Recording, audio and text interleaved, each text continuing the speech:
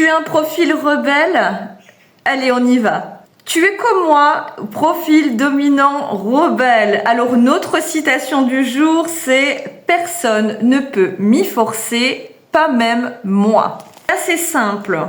Le rebelle résiste à toutes les attentes, que ce soit celles des autres ou les siennes. Ils font ce qu'ils veulent comme ils veulent et au moment où ils veulent. Je crois qu'il n'y a pas de surprise. Les rebelles veulent avoir un sentiment d'avoir le choix, d'être libre, de pouvoir s'exprimer. La première chose qu'ils se disent, c'est qu'est-ce que j'ai envie de faire aujourd'hui. Les rebelles sont très réceptifs. C'est des personnes qui ne veulent pas s'engager en avance. Ils ne font des choses que s'ils ont choisi de les faire, ce qui les met à l'abri de pas mal de pression que d'autres profils peuvent subir. Ils aiment relever des défis à condition de pouvoir le faire à leur façon. Les rebelles ont un petit côté filou. Ils ont un malin plaisir à parfois défier les autres. Ils n'en font qu'à leur tête.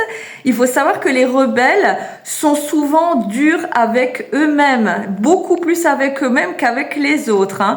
Et surtout quand ils ont quelque chose à prouver. Ils se moquent des conventions. Les rebelles sont des gens qui protègent beaucoup les autres profils. Ils défient beaucoup l'autorité et empêchent souvent d'avoir des abus dans la société ou des injustices, des situations qui pourraient mettre à mal en fait le collectif. Donc même s'ils le font pour eux, ils arrangent souvent aussi les autres parce qu'ils ouvrent leur gueule. Ils sont très attirés par l'authenticité et bien sûr par le libre arbitre. Ils sont rarement dans le jugement, justement parce qu'ils aiment que chacun fasse leur choix de vie. Ils aiment faire les choses à leur façon, même si pour les autres profils, ça paraît complètement délirant. Ils rappellent souvent aux autres profils que la vie est beaucoup plus libre qu'on le croit. Les rebelles, ils manquent pas de qualité, loin de là, hein. Ils ont aussi l'art et la manière d'énerver les autres, faut pas oublier.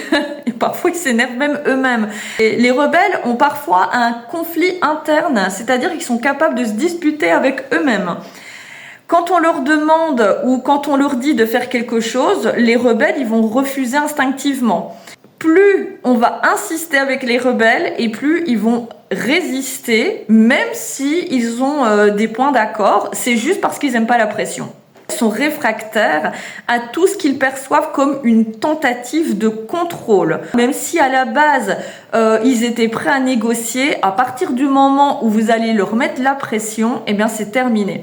Il faut voir les rebelles comme un peu des animaux sauvages. Tant que vous les embêtez pas, ils ne vous embêtent pas. À partir du moment où vous commencez à aller sur leur territoire et à vouloir leur imposer un mode de vie qui ne leur convienne pas, eh bien ils contre-attaquent. Même s'ils peuvent s'intégrer dans la société, ils ont un peu comme un double fonctionnement.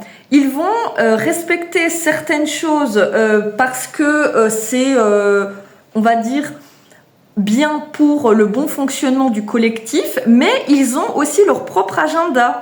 Ils ont quand même souvent un mode de vie personnel qui est un petit peu en dehors du système. Ils n'aiment pas forcément tout ce qui est programmé, ils aiment la spontanéité.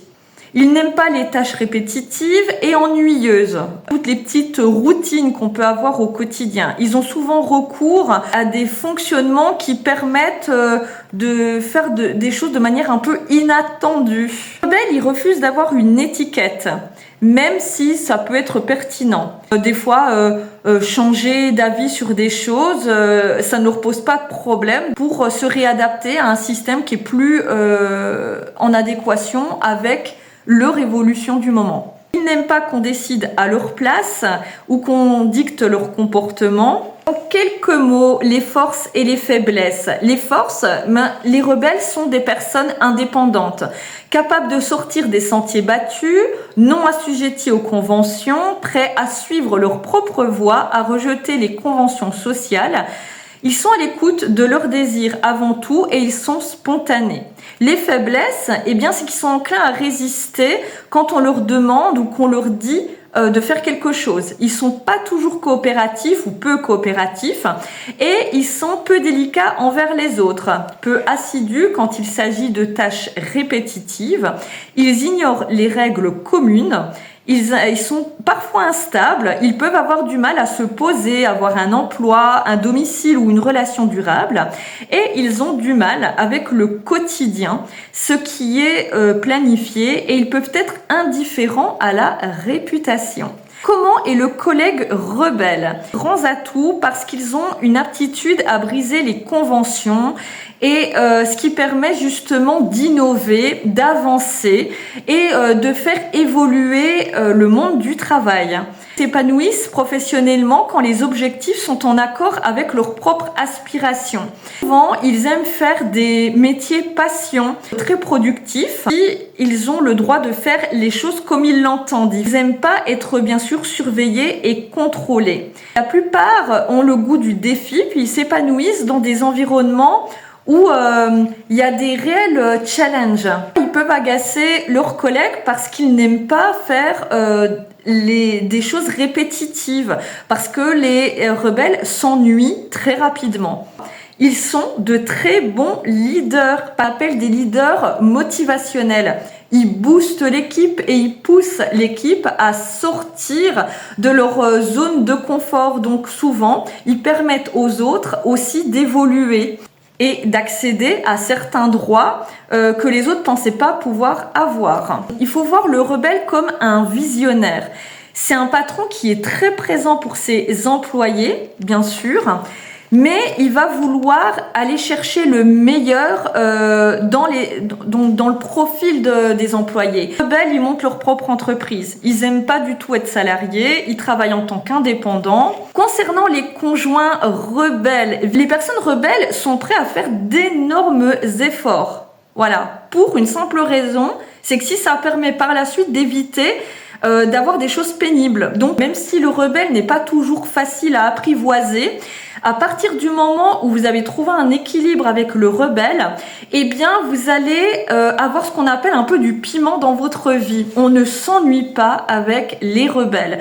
La personne sera toujours là pour innover dans le couple, donc pense à pas vouloir au départ s'engager sur des couples durables. S'il s'engage sur un couple durable, vous allez en fait avoir toujours une évolution. Les enfants rebelles, où on a l'impression qu'on n'arrivera pas à les gérer, vont vouloir être plus dans le créatif et dans le savoir-être que plutôt dans le savoir-faire. Donc ils seront d'accord facilement de faire des choses, mais il faut que ce soit en adéquation avec ce qu'ils aiment. Donc souvent c'est des enfants qui s'ennuient à l'école. Il faut canaliser souvent leur énergie. Et il faut trouver toujours de l'intérêt pour l'enfant, parce que beaucoup rigoler, ça peut être souvent les clowns de la classe et c'est souvent des enfants qui sont toujours ingénieux, qui ont toujours des idées folles, autant dans le travail mais aussi dans les bêtises. Ils vont choisir des carrières où ils ont une flexibilité. Être indépendant, choisir leur planning, métiers où il y a des défis, les métiers créatifs, tous les métiers artistiques, coaching aussi, où il y a de la transformation, de l'innovation, les inventeurs, créer, développer des projets, donc par exemple les ingénieurs c'est quand même pas mal aussi. Ils résistent aux attentes extérieures et à leurs propres attentes. Ils veulent avant tout être libres, pouvoir choisir, être eux-mêmes et s'exprimer sans contrainte. Si on leur demande ou qu'on leur dit de faire quelque chose, ils auront tendance à s'y opposer. Ils se laissent facilement défier. Tu vas voir ce que tu vas voir, je vais te montrer, tu ne m'obligeras pas, personne ne me commande. Ils peuvent avoir par amour le sens du devoir ou pour une cause. Ils ont du mal à se forcer à faire quoi que ce soit, même s'ils en ont envie. Ils font les choses à leur façon et selon leur bon vouloir. Ils n'aiment pas être surveillés, conseillés ou dirigés. Ils savent en général déléguer. Les rebelles, est-ce que vous vous reconnaissez ?